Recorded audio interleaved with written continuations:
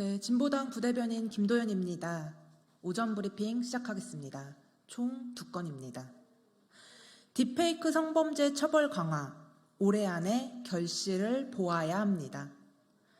아동과 청소년을 대상으로 한 딥페이크 등 디지털 성범죄 처벌을 강화하고 피해자를 지원하는 내용의 법안들이 국회 상임위 소위를 통과했습니다.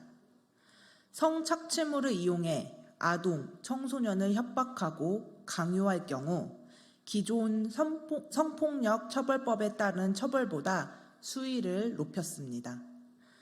우선 딥페이크 성범죄에 대해 여야가 합의를 통해 법안을 통과시킨 것을 환영합니다.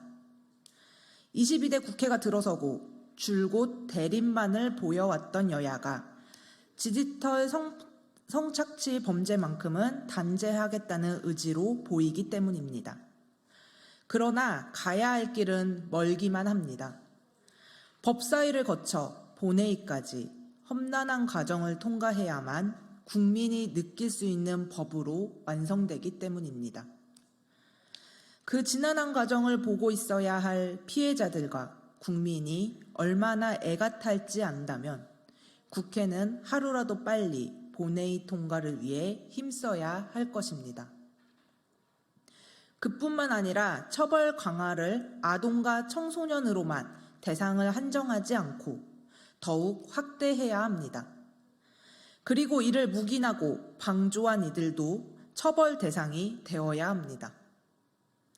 디지털 성범죄는 70년대 청계천 비디오부터 지금까지 나이를 불문하고 겪어왔던 성착취 범죄이기에 처벌 강화는 당연하며 외면하고 방치한 정부 또한 책임을 피해선 안 됩니다. 사실상 묵인의 결과로 아동, 청소년에게까지 디지털 성착취가 발달한 것 아닙니까? 이제는 바뀌어야 합니다. 지긋지긋한 디지털 성착취를 끝내야 합니다. 그동안 수많은 피해자와 국민이 외쳤다면 이젠 국회의 시간입니다. 50년간 가까이 이어져 온 디지털 성착취를 끊어낼 수 있도록 올해 안에 결실을 보아야 합니다.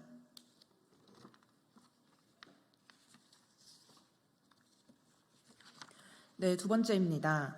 인권 보장받은 지역이 학교 폭력도 적었습니다. 학생인권법이 필요한 이유입니다. 교육부에서 학생인권법이 필요한 이유를 밝혔습니다. 2013년부터 2023년까지 11년간 학생 1,000명당 연간 학교폭력 발생 건수를 조사한 결과 학생인권 조례가 있는 지역이 없는 지역보다 0.68건수 적게 나타났습니다. 연도별로 보아도 조례가 있는 곳이 없는 곳보다 학교폭력 발생 건수가 많았던 적이 단 한 번도 없었습니다. 반면 지난해 학교폭력 발생 건수가 많았던 시도는 강원, 세종, 전남 순이었는데 안타깝게도 모두 학생인권 조례 제정이 논의되지 않았거나 무산되었던 지역입니다. 결국 자신의 인권을 보장받은 청소년이 다른 사람의 인권도 보장해줄 수 있다는 결과를 보여준 셈입니다. 이로써 청소년들의 인권을 보장할 법이 필요하다는 것은 명확해졌습니다.